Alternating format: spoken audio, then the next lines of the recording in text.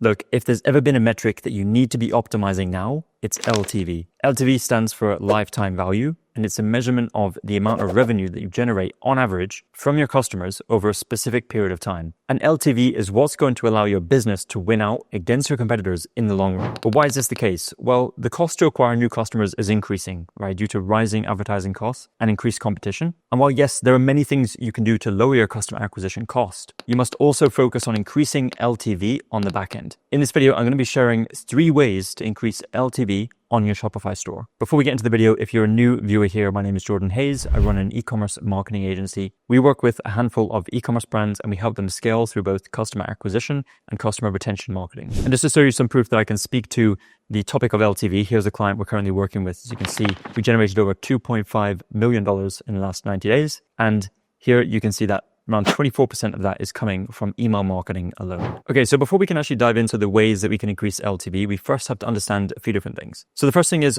LTV is only useful when a time frame is assigned to the value, such as a 30-day LTV, 60-day LTV, 12-month LTV, okay? Now, by assigning a time frame to LTV, you will know when you will realize that value or revenue from your customers. This is why it's so important, because if you don't have a time frame and you just have an LTV number, then you don't know when you're going to actually receive that value, okay? And what this means is that you can plan out your new customer acquisition strategy, among other things, when taking into account what your LTV will be at specific points in time, right? It allows you to be a lot more strategic with your planning, and you know at a certain point what value you're going to achieve from your customers, okay?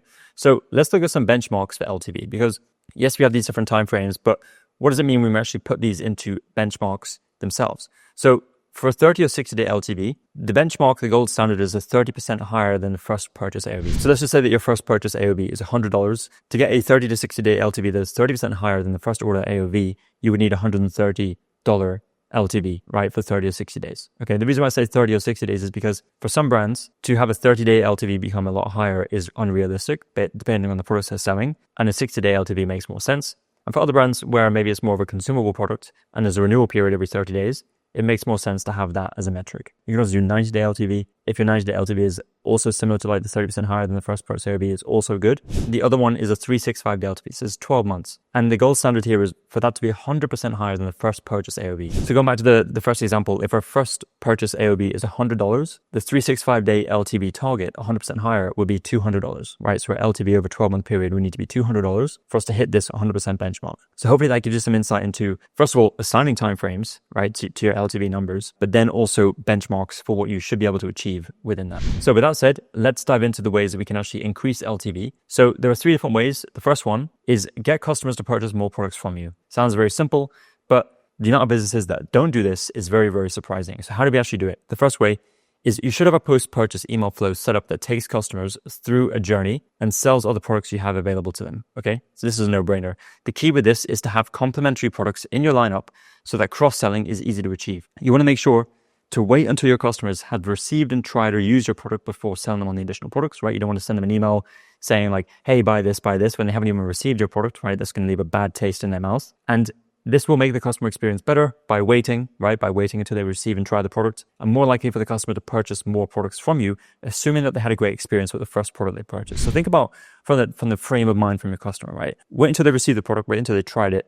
And if the product is good, which, hopefully it is and it should be, then the customer is going to be very satisfied, especially within those first few days of trying it. That is the best time to reach out to that customer and introduce them to other products that you're selling, right? Because their experience is great so far, and they're still in kind of this, I guess you can call it like a high of like receiving the product and trying it and that kind of new, novel experience. So that is also a great time to, as I mentioned, introduce them to other products that they can purchase. So the second way you can get customers to purchase more products from you is launching new products to your email and SMS list. So maybe you have a product roadmap and you know that you're going to be launching new products later this year.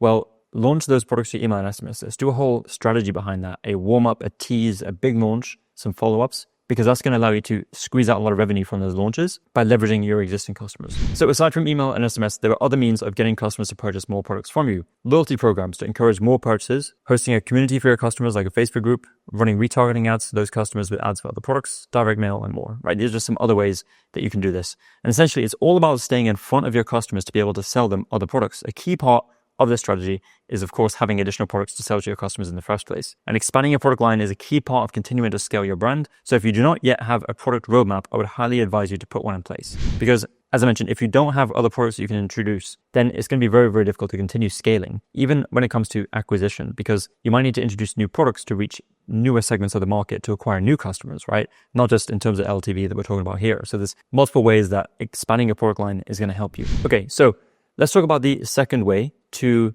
increase LTV, and that is get customers to buy the same thing from you more frequently. All right, so now we're talking about frequency. While this is mainly applicable to consumable products that need to be replaced, if you don't sell a consumable product, you can actually get creative here and do something with a product that I guess is not as consumable. For example, if you sell t-shirts, maybe I purchase one of the t-shirts on the first purchase, and then I come back and buy 3 more of the same color. Say you're selling black t-shirts. I come back and buy more of the same color, and I'm purchasing more of the same product in this case. And when it comes to increasing purchase frequency, the most effective way to ensure this happens is with a subscribe and save program. We have many clients who have a subscribe and save option, and the compounding revenue from this offer is unmatched. So if you can introduce a subscribe and save option for your products, it's really a no-brainer, something you must do.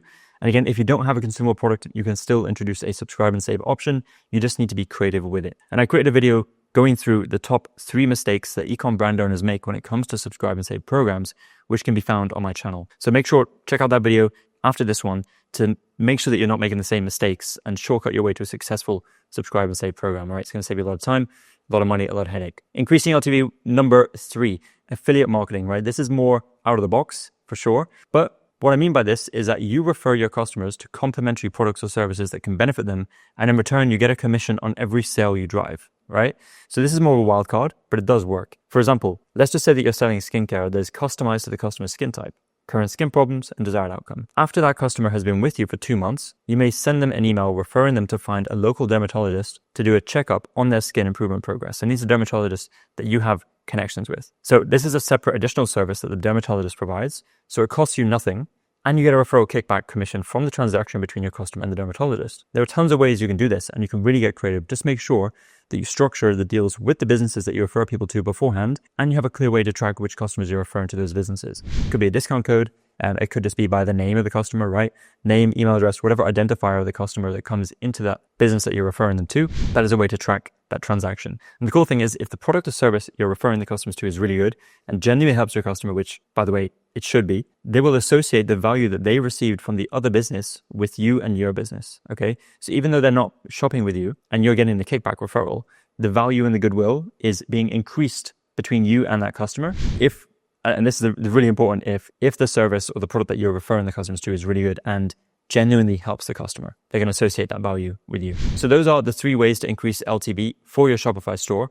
Hope this video was helpful, and start putting those benchmarks in place, right? The first thing you should do, and actually something that I forgot to go through, is how do you actually calculate LTV, right? We use Lifetimely, right? This is an app on Shopify. You install this, it's going to help you calculate your lifetime value, because honestly, LTV is quite difficult to calculate. It's quite complex. There's a lot of things that go into it, and every business is different. So you want to use something like this to help you with those numbers. So basically, the first thing you should do is know what your LTV numbers are, right? With something like Lifetimely. Once you know what they are, start setting benchmarks and goals. And then once you have the benchmarks and goals, start rolling out the 3 ways that I talked about in this video to get you towards those goals. So, as I mentioned, that's all for this video. Hope you enjoyed this one, and I will see you in the next one.